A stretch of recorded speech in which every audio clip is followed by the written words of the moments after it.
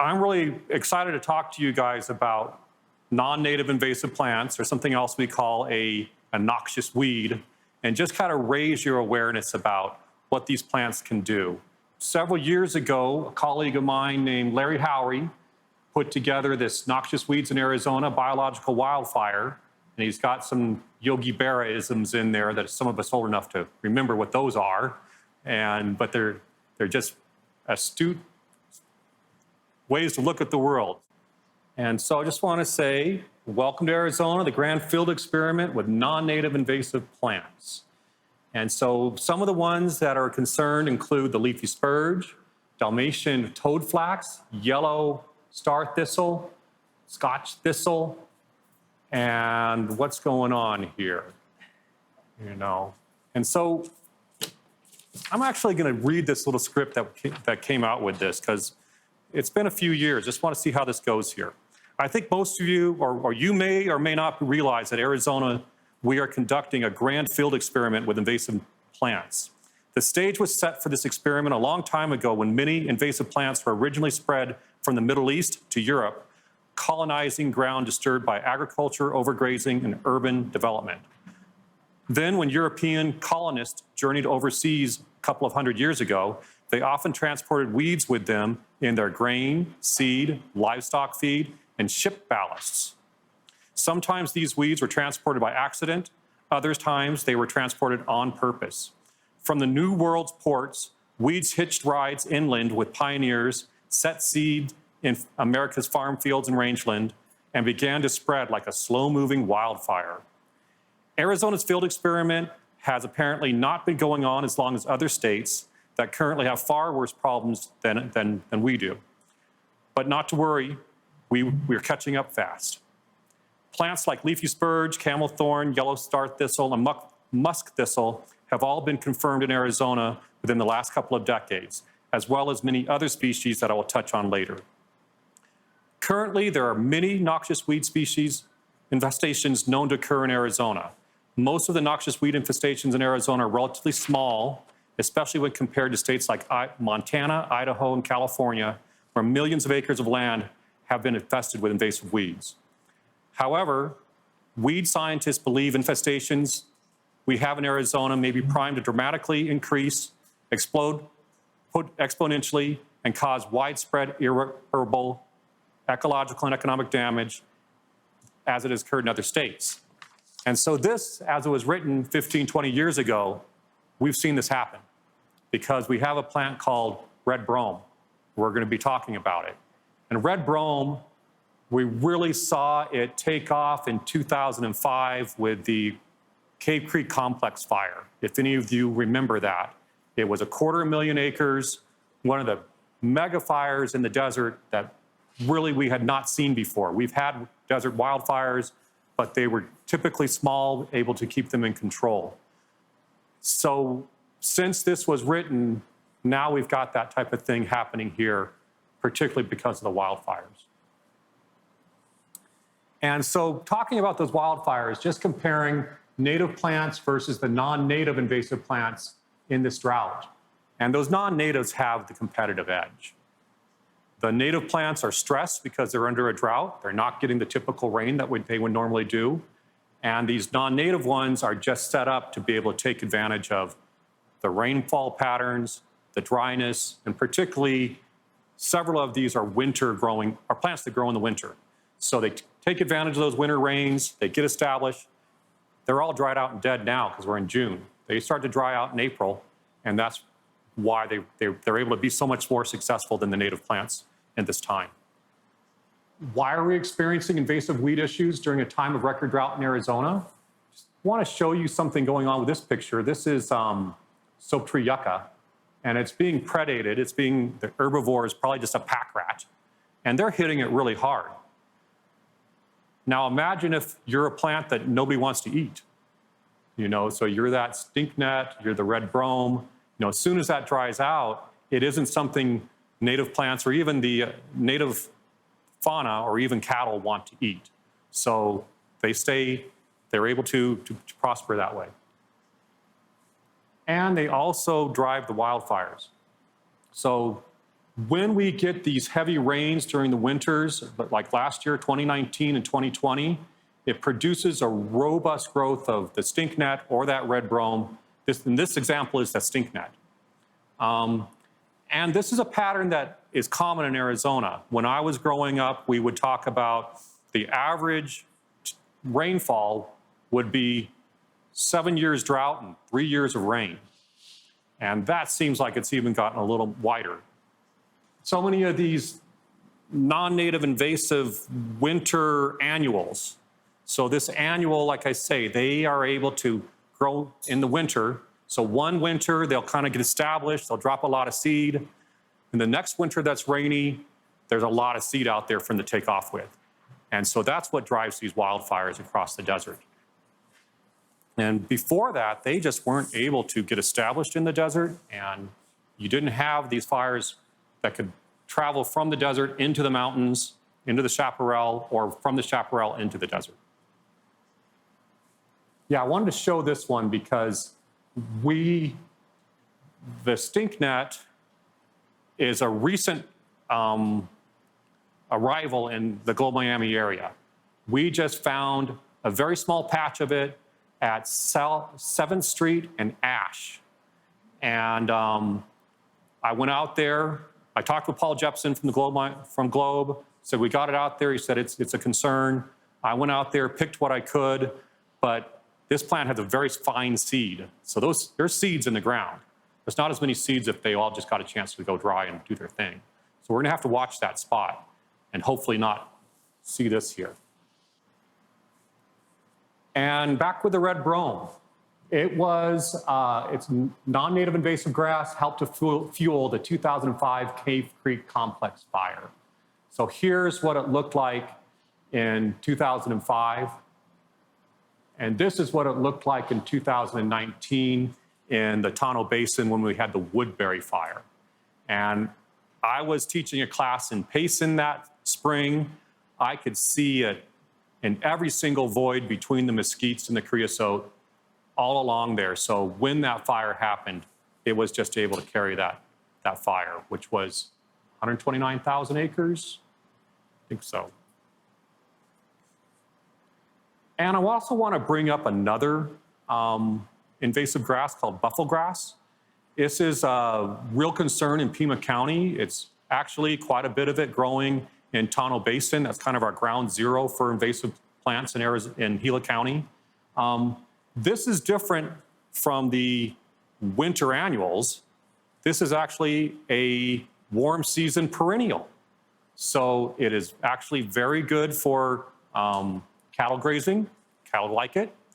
It grows with the monsoon rains, and it dries out, and it's there in the winter, ready to burn. So there's a lot of wildfires that have occurred in Pima County because of this bufflegrass as well. And as we know, the saguaro is not fire adapted. So when we're seeing these wildfires in the Sonoran Desert, it is really changing the face of the Sonoran Desert in our lifetime, and we're watching it. And you may not know how big a saguaro is at 10 years old. A 10-year-old saguaro is about this big. So if we're having wildfires every 10 years, yeah, they're going to rearrange. We're going to have much fewer of them on the landscape. So what does it take before we become concerned about invasive plants, right? People have to experience, or at least be made aware of the negative impacts of invasive noxious weeds. This example here is called sweet resin bush. It's here in the canyons. It is particularly down in Tonto Basin, and they did field experiments with it in the 30s, back when we had the Soil Conservation Service, looking at how can they grow these, for some of these plants for fuel, for erosion control. And it really exploded across Fry Mesa, if you're familiar with that area outside of Safford. They'll pull it out, and when you look at this in the desert, it has a nice little yellow flower. It's only about this tall. You think it's one of the native plants, but it takes over native plant, the Sonoran Desert, and grows and just kind of displaces native plants. And awareness is critical for any action to take place. So thank you so much for being here. Really appreciate the opportunity to raise your awareness. And so let's get to this term noxious weed. The term noxious is earned. It is actually legislated, so it's a policy term. State or federally legislated. Noxious weeds are exotic, so they're non-native, and they have some type of negative impact on agriculture, navigation, fish, wildlife, and public health. This here is called Sahara mustard. And Sahara mustard was brought into the Coachella Valley, if you're familiar with that, where that is, the Coachella Festival, right? With the date palms. So they put in the date palms, and this comes from Egypt and places where they got the date palms, and they used it as a green manure. And so they encouraged it there. This was back in the 1920s, 1930s, I believe, when they did that. And every 10 years, when we'd get those weather patterns, it would pulse out. And it showed up in Arizona, particularly in Tonto Basin, in 2002, 2003, because there was this great big explosion of it. And it helped to carry wildfires across the Mojave Desert, where we have Joshua trees, and they don't survive well to wildfire either. This is what I've observed of this in the past 15 years in Gila County is it's stayed pretty much to disturbed areas. So there's a spot on Golden Hills Road. There's a place out at the Round Mountain where I see this fill, and it's all on there. But as far as really being able to establish itself on the native Sonoran Desert, it hasn't been so successful.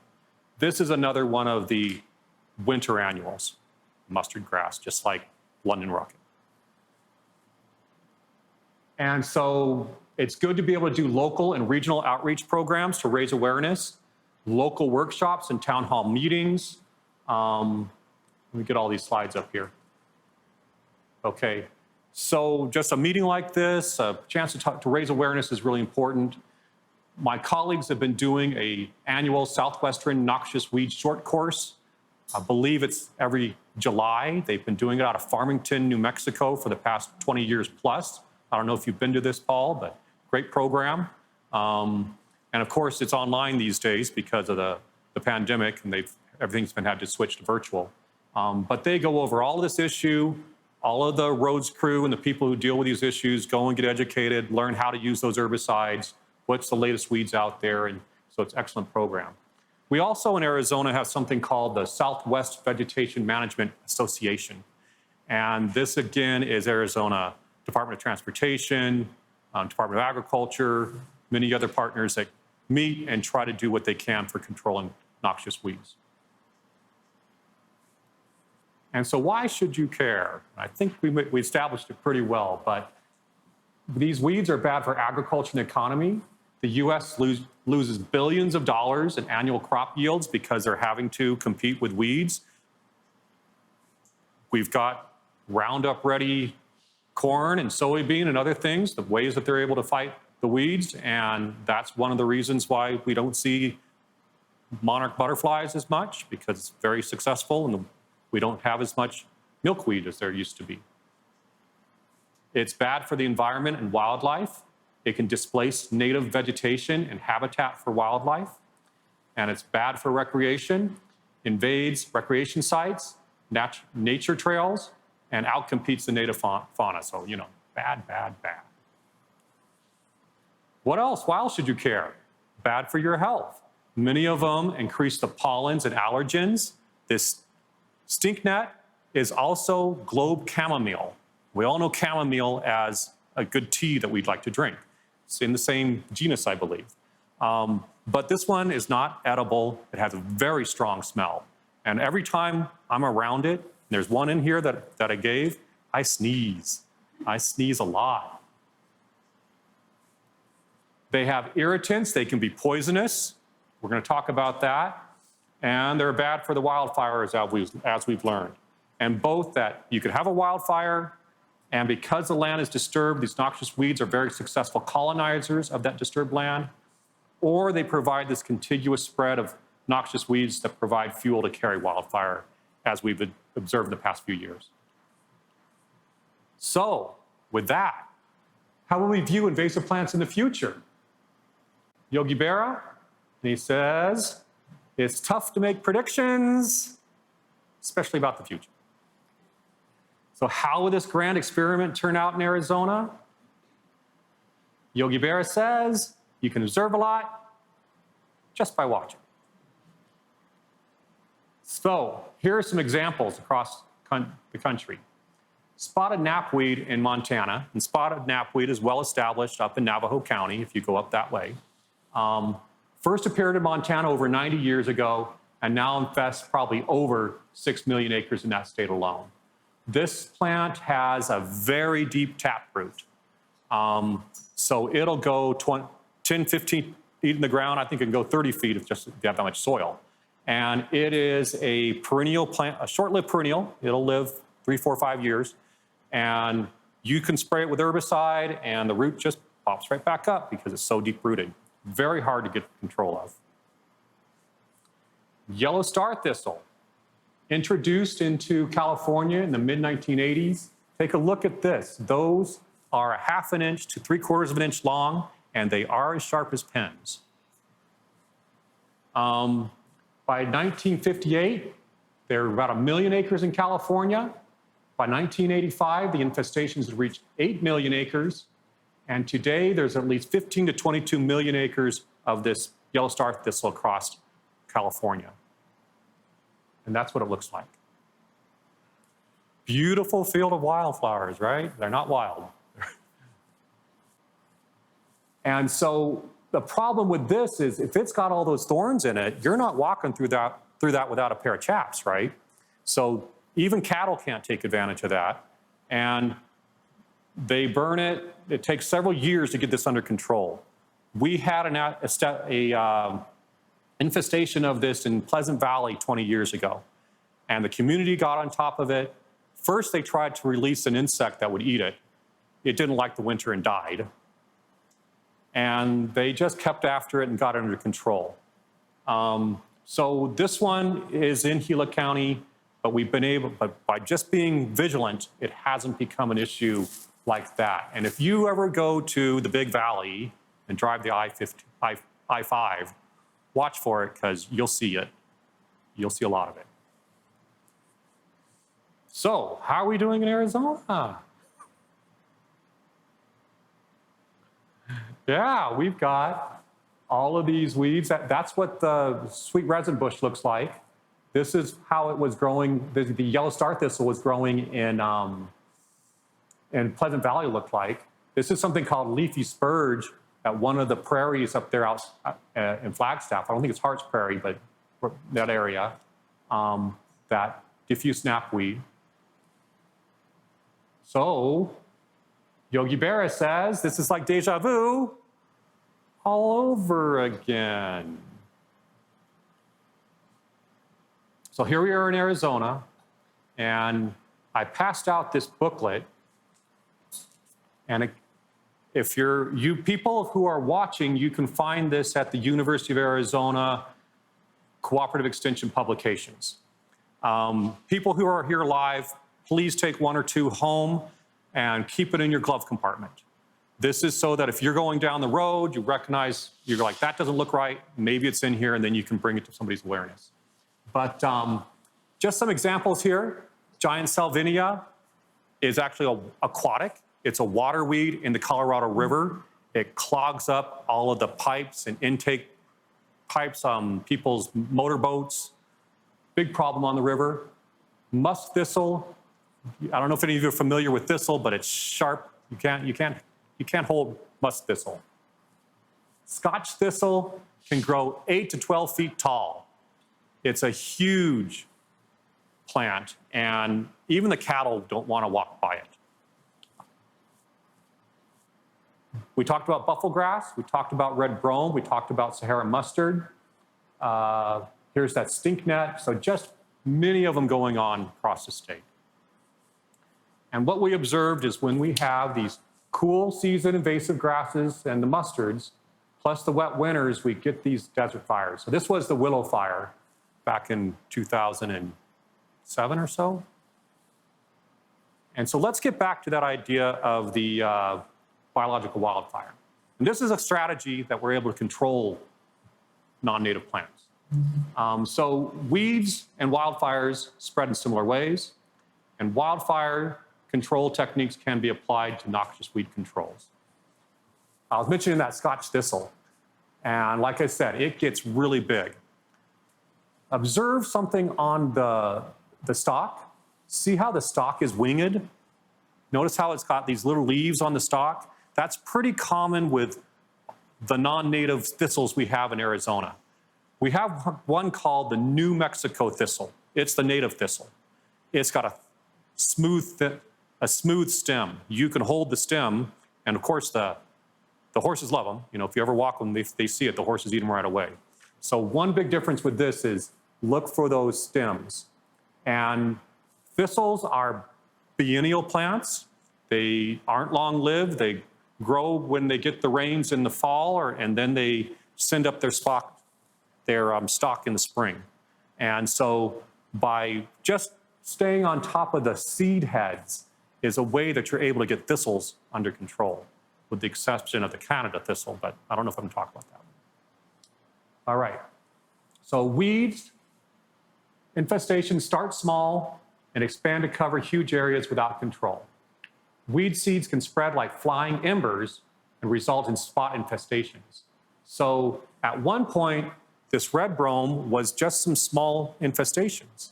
You know, maybe it was one canyon here or there, and we just weren't paying attention, or they just aren't close enough for us to do anything about them. But we just, anyway, we didn't do anything about it. And so it was able to become a large infestation.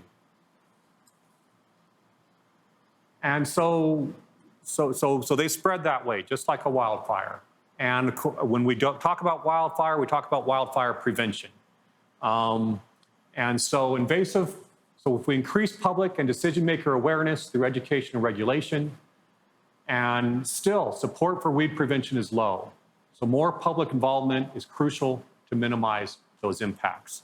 I've been dealing with this kind of in a peripheral way 15, 20 years, and our state legislature has never really put much money towards dealing with invasive plants. And now that we've had these wildfires, maybe we can get some more money into these programs. So it's raising your awareness, you talk to your legislators, and they set the policies. Diffuse knapweed, it came into Pleasant Valley as well. It's very similar to that spotted knapweed, deep-rooted, short-lived. It creates kind of a tumbleweed, and it'll tumble across the field when it's, dries out, and drop the seeds along the way. They really weren't able to get this one under control in Pleasant Valley. So if you go up there and start looking around, you'll find it. And detection. So early detection and control can prevent weed populations from becoming established. Field surveys and mapping is needed. I don't think we do that many field surveys and mapping. We tried to get that started 15, 20 years ago. The Great Recession happened. The funding went away, and we quit doing the mapping. Outdoor enthusiasts and volunteers can play an important role in detection and reporting. I believe there's something called EDD maps, and this is one that allows people, such as yourself, citizen scientists, to report where you see infestations. And so I didn't prepare that into this talk, but I can get that information to people as far as what we can do. This is that stink net I'm talking about. See, it has these nice little holes. See the El Rey Motel right back there? Yeah, this is ground zero for stink net and globe. So when we get those rains over the winter, we and the city, anybody, because the city's busy, can get out there and take a look. And if there's a little green plant there and it smells foul, this is it. And just pull it. Rapid response. This is what it's going to take. if we are able to have immediate control, that'll reduce the cost and minimize resource loss. So rapid response is so important. It takes awareness, and it takes all of us to be able to participate in it. This is something called Russian knapweed. It is poisonous to horses. So is that yellow starthistle that I mentioned. So if horses are in a pasture that doesn't have good feed, they'll be tempted to eat the things they shouldn't. And if they eat enough of this or that yellow starthistle, they get something they call smiling disease. And what it does is it freezes the trachea. They can't swallow. So if you can imagine, if you can't swallow, you dehydrate, and that's how you die. So it's very poisonous for the horses if they get enough of it. This here is, again, very deep-rooted, like the other knapweeds we mentioned. It can really just make a monoculture. It can fill up a field, and it's very long-lived. So once it gets established, it's just there for decades. And then containment. Stop non-infested, to protect non-infested areas by stopping further spread. The effort is made at the perimeter, not at the core. A lot of times, you'll have a big patch of weeds. You'll go into the middle and you bag it all up, and everybody had a big work day, and we worked real hard, and we got rid of those weeds, and we sent them to the landfill. But all the ones that were on the farther ends of it didn't get picked. And so the weeds aren't going to go away. You've got them out there. So this idea of containment is a really good strategy for noxious weed control. You start from the outside, you work yourself in, because that place in the middle is also full of weed seed. So that bed of seed's going to come up. And so that's an important part of it. There's that sweet resin bush we mentioned, pretty yellow flower.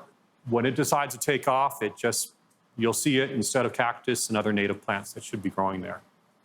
And then mop up or suppression is important. So after you've been working in one site, you have to keep coming in because the seeds are going to come back. Just like if there's a wildfire, they get the wildfire out, they contain it, but then there's a crew that stays behind, does the mop up, and makes sure that none of the material that's still burning is still going to be able to catch a fire and spot over somewhere else. So follow through to effect eradication if that's possible. It's a long-term commitment, and without the eradication, the infestation will eventually reestablish and spread.